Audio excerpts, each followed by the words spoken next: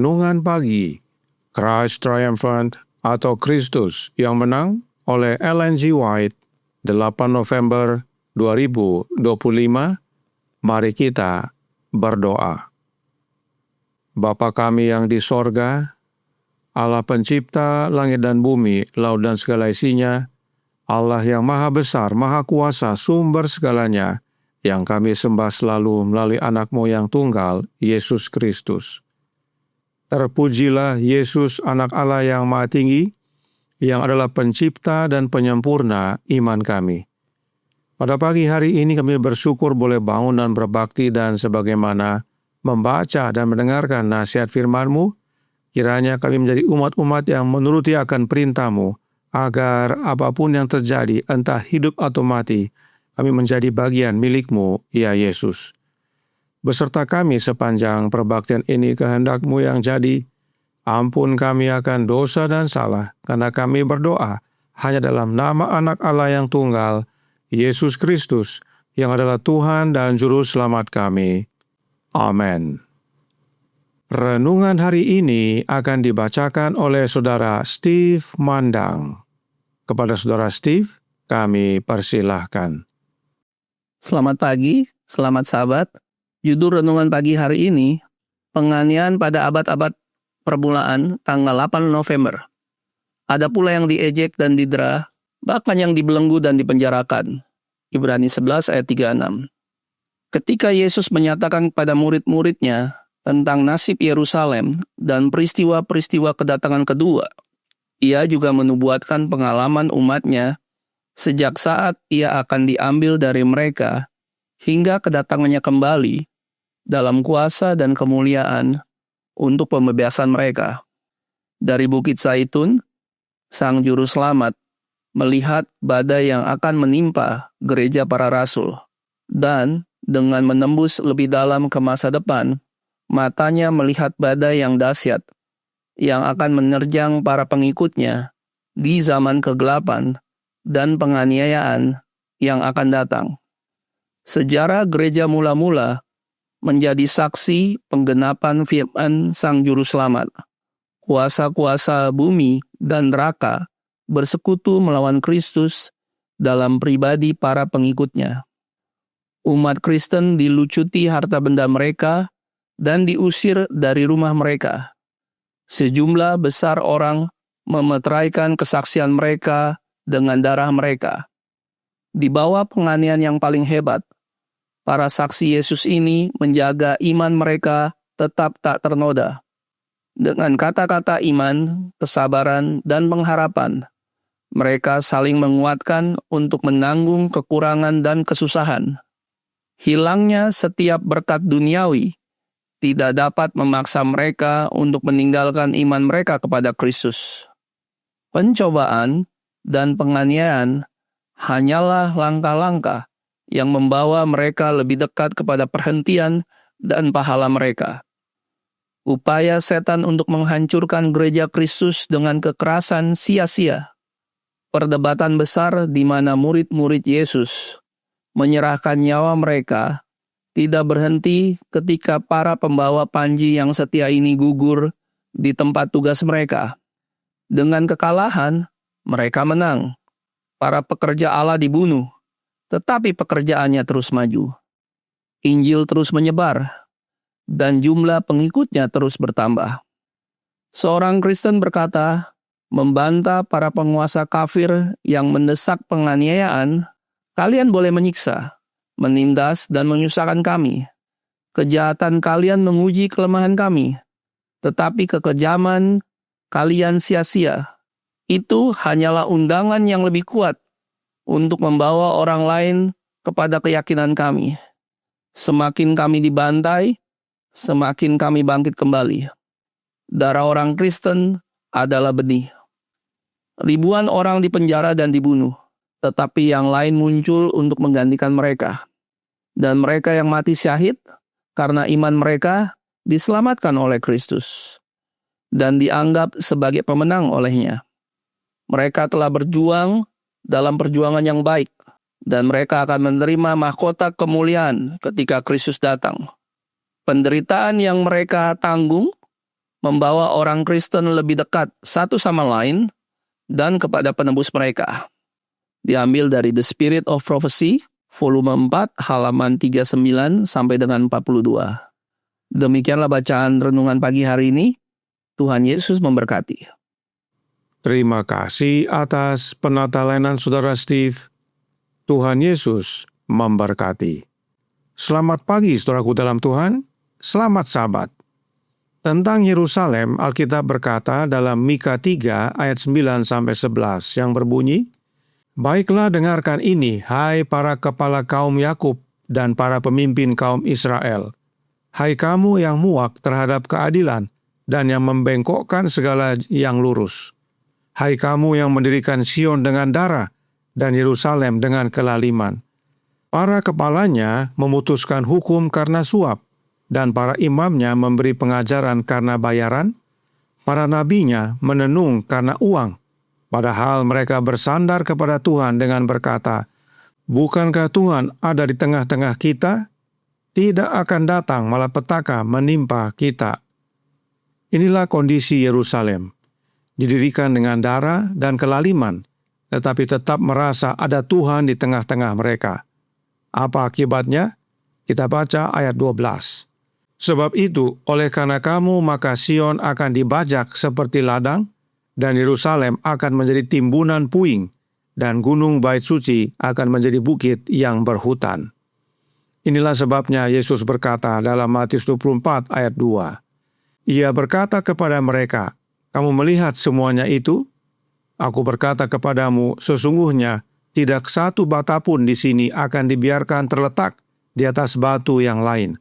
Semuanya akan diruntuhkan." Tentang hal ini, Roh Nubuat menceritakan dalam Kemenangan Akhir halaman 34 paragraf 1. Sikap keras kepala yang membabi buta dari para pemimpin Yahudi dan kejahatan keji yang merajalela di dalam kota yang terkepung itu menimbulkan ketakutan dan kemarahan tentara Romawi, dan akhirnya Titus memutuskan untuk menyerang Bait Suci itu. Ia juga menetapkan, jika mungkin, untuk menyelamatkan Bait Suci itu dari keruntuhan. Tetapi perintahnya itu tidak lagi diindahkan anak buahnya.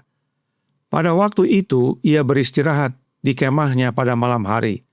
Orang Yahudi keluar dari Bait Suci itu dan menyerang tentara Romawi dengan tiba-tiba.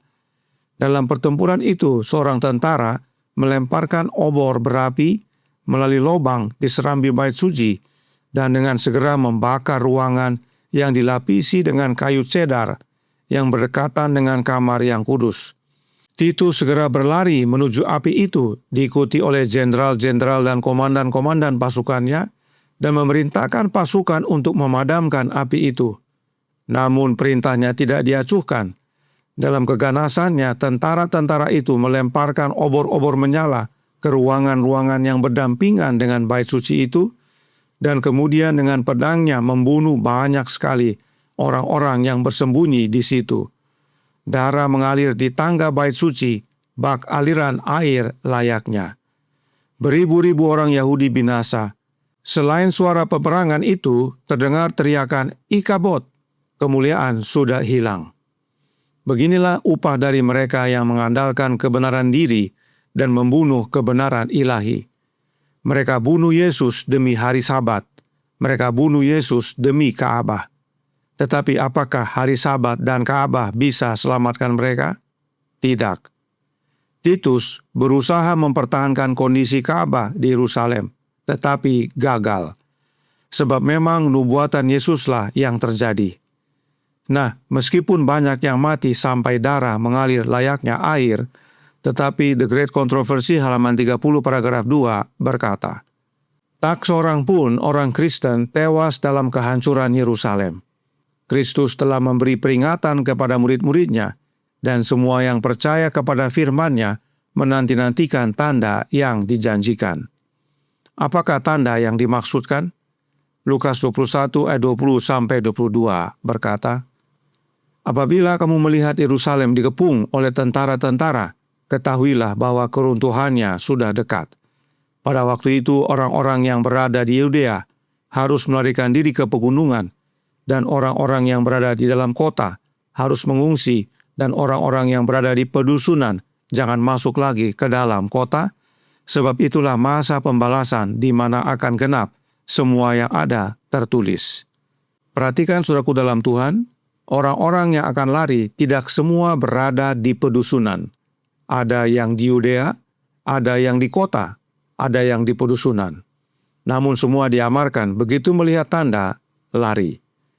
Oleh sebab itu, renungan hari ini berkata dalam Christ Triumphant halaman 319 paragraf 2. Ketika Yesus menyatakan kepada murid-muridnya tentang nasib Yerusalem dan peristiwa-peristiwa kedatangan kedua, Ia juga menubuatkan pengalaman umatnya sejak saat Ia akan diambil dari mereka hingga kedatangannya kembali dalam kuasa dan kemuliaan untuk pembebasan mereka. Dari Bukit Zaitun, Sang Juru Selamat melihat badai yang akan menimpa gereja para rasul, dan dengan menembus lebih dalam ke masa depan, matanya melihat badai yang dahsyat yang akan menerjang para pengikutnya di zaman kegelapan dan penganiayaan yang akan datang. Pengalaman kehancuran Yerusalem dan pengalaman aniaya abad permulaan menjadi gambaran bahwa menjelang Yesus datang akan ada masa penderitaan dan bahkan seperti yang belum pernah terjadi. Setan berusaha menghancurkan umat-umat Allah yang setia, tetapi tidak bisa. Sebab kematian umat Allah adalah benih untuk menumbuhkan lebih banyak lagi. Oleh karenanya, Roh Nubuat berkata dalam The Great Controversy, halaman 36 paragraf 2. Nubuat Juru Selamat tentang penghakiman atas Yerusalem akan digenapi lagi, yang mana kehancuran yang mengerikan itu hanyalah bayangan samar. Dalam nasib kota pilihan itu, kita dapat melihat kehancuran dunia yang telah menolak belas kasihan Allah dan menginjak-injak hukum-Nya. Penganiayaan akan terus berlanjut bahkan lebih besar, sebab yang terjadi di Yerusalem hanyalah bayangan. Tetapi entah hidup atau mati, umat-umat Allah akan menjadi kesaksian. Renungan hari ini menutup dalam Christ Triumphant halaman 319 paragraf 6. Ribuan orang dipenjara dan dibunuh, tetapi yang lain muncul untuk menggantikan mereka. Dan mereka yang mati syahid karena iman mereka diselamatkan oleh Kristus dan dianggap sebagai pemenang oleh-Nya. Mereka telah berjuang dalam perjuangan yang baik, dan mereka akan menerima mahkota kemuliaan ketika Kristus datang. Penderitaan yang mereka tanggung membawa orang Kristen lebih dekat satu sama lain dan kepada penebus mereka. Kiranya ini menjadi pembaharuan bagi kita semua, karena waktunya semakin singkat. Tuhan memberkati, saya bawa dalam nama Yesus. Amin. Mari kita berdoa. Bapa kami yang di sorga, Allah pencipta langit dan bumi, laut dan segala isinya, Allah yang maha besar, maha kuasa, sumber segalanya, yang kami sembah selalu melalui anak-Mu yang tunggal, Yesus Kristus. Terima kasih atas nasihat yang menguatkan pada pagi hari ini. Memang kehancuran terjadi di masa lalu, penganiayaan terjadi kepada umat-umat Allah, tetapi umat-umat-Mu yang setia menerima tanda dan pergi melarikan diri. Karenanya tolong kami ya Bapa, karuniakanlah roh anak-Mu dalam hidup ini, sebab hanya dengan kehadiran Kristus dalam hidup kami, maka perintah dapat kami terima. Kami tahu tanda yang Yesus nyatakan, dan kami menurut akan perintah-Nya. Dan apapun yang terjadi, entah mati atau hidup, kiranya hidup kami menjadi kesaksian, menjadi benih, sehingga tumbuh lagi yang baru. Beserta kami sepanjang hari ini kehendak-Mu yang jadi, ampun kami akan dosa dan salah, karena kami berdoa hanya dalam nama Anak Allah yang tunggal, Yesus Kristus, yang adalah Tuhan dan Juru Selamat kami. Amin.